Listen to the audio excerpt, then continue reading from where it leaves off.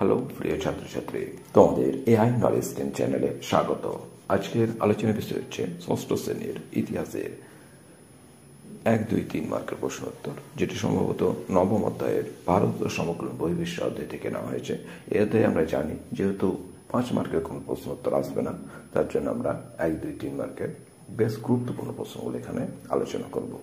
তোমরা অবশ্যই খাতাতে লিখে এগুলো বাড়িতে প্র্যাকটিস করতে থাকবে। আর যারা যারা এখন পর্যন্ত চ্যানেলটি সাবস্ক্রাইব করেনি অবশ্যই সাবস্ক্রাইব করে দিও। তো চলো শুরু করা যাক আজকের গুরুত্বপূর্ণ প্রশ্ন উত্তরগুলি। প্রথম প্রশ্ন, টাইগ্রিস ও ইউফ্রেটিস নদীর মাঝখানের অঞ্চলকে গ্রিকরা কি বলতো? মেসোপটেমিয়া। 2, মেসোপটেমিয়া শব্দের অর্থ কি? 2 নদীর মধ্যবর্তী দেশ। 3, মেসোপটেমিয়া অঞ্চলে কোন কোন সভ্যতা গড়ে ওঠে? সুমেরীয় সভ্যতা ও ব্যাবিলনীয় সভ্যতা। 4, সুমেরীয় লিপিকে ইংরেজিতে কি বলে? কিউনিফর্ম। 5, কারা প্রথম কাঠের চাকা ব্যবহার শুরু করে? সুমেরীয়রা। 6, কে প্রথম লিখিত আইন চালু করেছিল? ব্যাবিলন রাজা হাম্মুরাবি। 7, কোন নদীর তীরে মিশরীয় সভ্যতা গড়ে ওঠে? নীল নদের তীরে। 8, কে কাকে নীল নদের দান বলেছেন? গ্রিক ঐতিহাসিক হেরোডোটাস মিশরকে নীল নদের দান বলেছেন। 9, মিশরের শাসকদের কি বলা হতো? ফেরাও। 10, মিশরের লোকেরা কোন গাছের ছালে লেখালেখি করত? প্যাপিরাস গাছের ছালে। 11, ইংরেজি পেপার শব্দটি কোন শব্দ থেকে এসেছে? প্যাপিরাস শব্দ থেকে। 12, মিশরীয় লিপিকে কি বলা হতো? হায়ারোগ্লিফ লিপি। 13, কোন কোন নদীর তীরে চীন সভ্যতা গড়ে ওঠে? হোয়াংহো ইয়াংসি নদীর তীরে। 14, কারা প্রথম কাগজ আবিষ্কার শুরু করে? চীনারা। 15, চীনের প্রাচীর বলতে কি বোঝো? বাইরের আক্রমণ থেকে রক্ষা পাওয়ার জন্য চীনের শাসকরা পাঁচিল দিয়ে সাম্রাজ্য ঘিরে রেখেছিল। সেই বিরাট পাঁচিলকে একসঙ্গে চীনের প্রাচীর বলা হয়। 16, পাহাড়ে ঘেরা গ্রিসের ছোট ছোট রাষ্ট্রগুলিকে কি বলা হতো? নগরাষ্ট্র বা পলিস। 17, দুটি বিখ্যাত পলিসের নাম? Athens, Sparta. 18, ভূমধ্যসাগরের তীরে কোন সভ্যতা গড়ে ওঠে? রোমান সভ্যতা। 19, বিদেশিরা কোন দিক দিয়ে উপমহাদেশে আসেন? উত্তর পশ্চিমের গিরিপথের মধ্যে দিয়ে। 20, পল্লবরা কোন দেশ থেকে ভারত এসেছিল? ইরান থেকে। 21, তাম্রলিপ্ত বন্দরটি গ্রিক ভাষায় কি বলা হতো? তামলি দেশ। 22, কনিষ্কের রাজধানী কোথায় ছিল? পুরুষপুর। 23, পার্সিক সাম্রাজ্যের শ্রেষ্ঠ সম্রাটের নাম কি? প্রথম দারাউবোস বা দারাউস। 24, হিতুস শব্দটি কোন শব্দ থেকে এসেছে? সিন্ধু নদ শব্দ থেকে। 25, কোন গ্রিক ঐতিহাসিকের লেখা থেকে জানা যায় ইন্দুস বা ইন্ডিয়া ছিল পার্সিক সাম্রাজ্যের একটি প্রদেশ? হেরোডোটাসের লেখা থেকে। 26, পার্সিক সাম্রাজ্যের প্রদেশগুলিকে কি বলা হতো? স্যাট্রাফি। 27, কোন পার্সিক রাজার সময় আলেকজান্ডার পারস্য অভিযান করে? তৃতীয় দারাউবোস। 28, উপমহাদেশে পারসিকদের শাসন কে শেষ করেন? আলেকজান্ডার। 29, তক্ষশিলার কোন রাজা আলেকজান্ডারকে সহায়তা করেন? রাজা উম্বি। 30, পুরাণ সাহিত্যে ব্যাকট্রিয়া গ্রিক রাজাদের কি বলা হতো? জবন। 31, মিরান্দার কার প্রভাবে বৌদ্ধ ধর্ম গ্রহণ করে? নাগসেনের প্রভাবে। 32, মিরান্দের রাজধানী কোথায় ছিল? শাকল বা পাকিস্তানের শিয়ালকোট। 33, পার্থিয়ারা উপমহাদেশে কি নামে পরিচিত ছিল? পল্লব। 34, কার আমলে সেন্ট থমাস খ্রিস্ট প্রধান প্রচারের জন্য উপমহাদেশে এসেছিল? পল্লব রাজা গন্ডফর্নেস এর আমলে। 35, মেগাস্তিনে কার দূত হিসেবে চন্দ্র মৌর্য সভা এসেছিল? সেলুকাসের দূত হিসেবে। পলিস কাকে বলে? গ্রিসের ছোট বড় নগরাষ্ট্রগুলিকে পলিস বলে। 37, কোন গ্রিক ঐতিহাসিক এথেন্স ও স্পার্টার সঙ্গে পারসিক সাম্রাজ্যের যুদ্ধের কথাও লিখেছেন? গ্রিক ঐতিহাসিক থুকুডিডিস। 38, এরথিয়ান সাগর বলতে কি বোঝো? ভারত মহাসাগর, লোহিত সাগর ও পারস্য উপসাগরকে প্রাচীন গ্রিক ও রোমান ভূগোলে এরথিয়ান সাগর বলা হতো।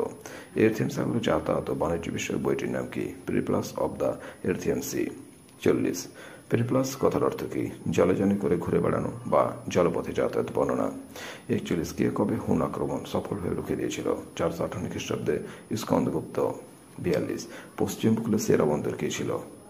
নর্মদা নদীর মোহনায় ভৃগু কচ্চ। 43, উত্তর কোঙ্কণ উপকূলে বিখ্যাত বন্দরটির নাম কি? কল্যাণ বন্দর। 44, কাবেরী বদ্বীপ এলাকায় বিখ্যাত বন্দরটির নাম কি? কাবেরীপট্টনম। 45, কোন লিপি থেকে খরোষ্ঠী লিপি তৈরি হয়? আর্মীয় লিপি থেকে। 46, পার্সিক সাম্রাজ্যের পার্সোপোলিস নগরটি কে ধ্বংস করেন? আলেকজান্ডার। 47, উপমহাদেশে কারা প্রথম সোনা মুদ্রা চালু করে? ইন্দো গ্রিকরা। 48, জুনাগড় প্রশস্তি থেকে কার সম্পর্কে জানা যায়? শক শাসক রুদ্রদমনের সম্পর্কে। তো এটা ভুল হয়েছে, জুনা গড়, গড় না, গড় ডাবিন্ডরা হবে, ওটা তোমরা করে নিও। তারপরে 49, পঞ্চসিদ্ধান্তিকা বইটি কে লেখেন? বরাহমিহির। 50, ফোক ওকি গ্রন্থটি কে লেখেন? ফাসিয়ান। 51 হর্ষবর্ধনের সময় কোন চীনা পর্যটক ভারতে আসেন? সুয়ানচাং। 52 তাম্রলিপ্ত বন্দরটি পশ্চিমবঙ্গের কোন জেলায় অবস্থিত? পূর্ব মেদিনীপুর। 53 গান্ধার শিল্প বিকাশ পরিলক্ষিত হয় কোন সময়? কুষাণ যুগে। 54 ভৃগু কচ্ছ বন্দরটি কোন নদীর মোহনায় অবস্থিত? নর্মদা নদীর মোহনায়। 55 তক্ষশিলা কোন মহাজনপদের রাজধানী? গন্ধার। 56 শক শাসনের প্রধান বাধা কাটা ছিল? পল্লবরা। 57 ইন্দ্র গ্রিক রাজা মিলন্দার ও বৌদ্ধ ভিক্ষু নাগসেনের মধ্যে কথাবার্তা কি নামে পরিচিত? মিলন্দা পঞ্চপহ বা মিলিন্দ প্রশ্ন। এই ছিল 1 নম্বর প্রশ্ন উত্তর। এবার আমরা 2 বা 3 মার্কের প্রশ্ন উত্তরগুলো করব। তো প্রথম প্রশ্ন, সুমেরীয় সভ্যতা সম্পর্কে লেখো। উত্তর, টাইগ্রিস ও ইউফ্রেটিস নদীর তীরে সুমেরীয় সভ্যতা গড়ে ওঠে। সুমেরের লোকেরা গণিত, জ্যোতির্বিজ্ঞান ও নানান জ্ঞান বিজ্ঞান চর্চা করত। এখানকার লোকেরা প্রথম কাঠের চাকার ব্যবহার শুরু করে। সুমেরের লিপিকে ইংরেজিতে কিউনিফর্ম বলা হয়। 2 কাকে কেন নীলনদের দান বলা হয়? উত্তর, মিশরকে নীলনদের দান বলা হয় কারণ নীলনদ প্রতি বছর প্লাবিত হয়ে যে উর্বর পলিমাটি আনত তা মিশরের কৃষিকাজ এবং সভ্যতাকে টিকিয়ে রেখেছিল। তাই ঐতিহাসিক হেরোডোটাস মিশরকে নীলনদের দান বলেছেন। 3 চীন সভ্যতা সম্পর্কে লেখো। উত্তর, এশিয়া মহাদেশের পূর্ব দিকে হোয়াংহো ও ইয়াংসিকে নদীর তীরে চীন সভ্যতা গড়ে ওঠে। সম্ভবত চীন দেশের লোকেরাই প্রথম কাগজ আবিষ্কার করেন। চীনারা বাইরের আক্রমণ প্রতিহত করার জন্য বিখ্যাত চীনের প্রাচীর তৈরি করে। 4 মিনান্দার কে ছিলেন? তার রাজধানী কোথায় ছিল? অথবা প্রশ্নটাই ভেবে আসতে পারে কি মিনান্দার সম্পর্কে লেখো। উত্তর, ইন্দ্র গ্রিক রাজাদের মধ্যে বিখ্যাত ছিলেন মিনান্দার। প্রাচীন গন্ধার ও কান্ধার অঞ্চলে তার শাসন ছিল। বৌদ্ধ সাহিত্যে তিনি মিলন্দ নামে পরিচিত। বৌদ্ধ ভিক্ষু নাগসেনের প্রভাবে তিনি বৌদ্ধ ধর্ম গ্রহণ করেন। তার রাজধানী সাকল বা সিয়ালকোট। 5 সম্রাট অশোক ভারতীয় উপমহাদেশের বাইরে কোথায় কোথায় ধর্মদূত পাঠিয়েছিলেন? উত্তর, সম্রাট অশোক ভারতীয় উপমহাদেশে সিরিয়া, মিশর, ম্যাসেডোনিয়া, সিংহল প্রভৃতি জায়গায় বৌদ্ধ ধর্ম প্রচারের জন্য ধর্মদূত পাঠিয়েছিলেন। 6 হাইরোগ্লিফ লিপি বলতে কি বোঝো? উত্তর, বর্ণ ও ছবি মিলিয়ে প্রাচীন মিশরে একরকম লেখার ব্যবহার হতো, তাকে হাইরোগ্লিফিক লিপি বলে। 7 রেশম পথ বলতে কি বোঝো? রেশম পথ হল প্রাচীন একটি বাণিজ্যিক পথ। এই পথটি চীন থেকে শুরু হয়ে মধ্য এশিয়া, ইউরোপ ও ভূমধ্যসাগরীয় অঞ্চল পর্যন্ত বিস্তৃত ছিল। প্রধানত রেশম, মশলা এবং মূল্যবান সামগ্রী ব্যবস্থা হতো বলে একে রেশম পথ বা সিল্ক রোড বলা হতো। 8 চন্দ্রগুপ্ত মৌর্যের সভায় কোন কোন দূত এসেছিল? উত্তর, গ্রিক শাসক সেলুকাসের দূত মেগাস্তেনি চন্দ্রগুপ্ত মৌর্যের সভায় এসেছিল। এছাড়া সেলুকাসের অপর দূত ডায়ামাক্স এসেছিলেন। তাছাড়াও মিশরের শাসক টলেমি ডায়োনিসিয়াসকে দূত হিসেবে চন্দ্রগুপ্ত দরবারে পাঠিয়েছিল। 9 যমন জাতক কি? জ্যোতির্বিজ্ঞান চর্চার একটি বিখ্যাত বই ছিল যমন জাতক। বইটি গ্রিক ভাষায় লেখা। আনুমানিক 150 খ্রিস্টাব্দ নাগাদ বইটি সংস্কৃতিতে অনুবাদ করা হয়। এই বইটি থেকে গ্রিক ও ভারতীয় বিজ্ঞানের দেওয়া নেওয়া সম্পর্কে জানা যায়।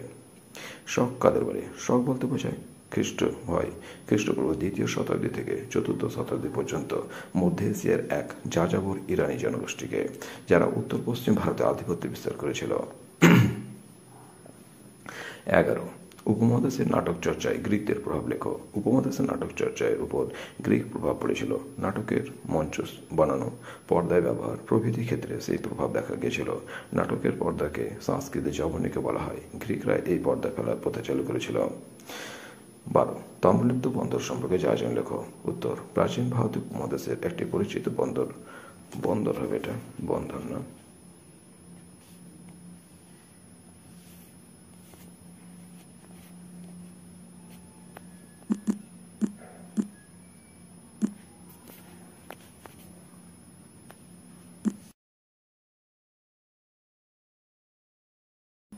বন্দর নগরী ছিল তাম্রলিপ্ত। বিদেশি লেখকদের বর্ণনায় এটি তামালিতেস নামে পরিচিত ছিল। 7ম-8ম শতক পর্যন্ত এই সামুদ্রিক বন্দরের কাজকর্ম চালু ছিল। এটি সম্ভবত পশ্চিমবঙ্গের পূর্ব মেদিনীপুর তমলুকের কাছাকাছি ছিল। বাণিজ্য ছাড়া তাম্রলিপ্ত নগর পড়াশোনার কারণে বিখ্যাত ছিল। তবে নদী খাত শুকিয়ে যাওয়ায় বন্দর নগরটি গুরুত্ব কমে যায়। 10 গন্ধার শিল্প সম্পর্কে যা জান লেখো অথবা গন্ধার শিল্পের বৈশিষ্ট্য লেখো। উত্তর, গন্ধার শিল্প হল প্রাচীন গ্রিক ও বৌদ্ধ শিল্পের এক বিশেষ সমন্বয়, যা খ্রিস্টপূর্ব 1ম শতাব্দী থেকে 7ম শতাব্দীর মধ্যে গন্ধার অঞ্চলে গড়ে উঠেছিল।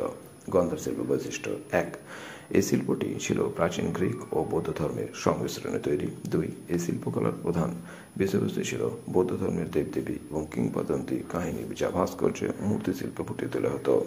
3. এই শিল্পে ধূসর পাথর ও সবুজ ফিলিট পাথর ব্যবহার হতো।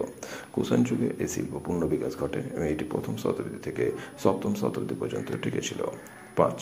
মূর্তির পায়ের জুতোগুলো রোমান জুতোর মতো দেখতে হতো। তো এই ছিল ষষ্ঠ শ্রেণীর নবম অধ্যায়ের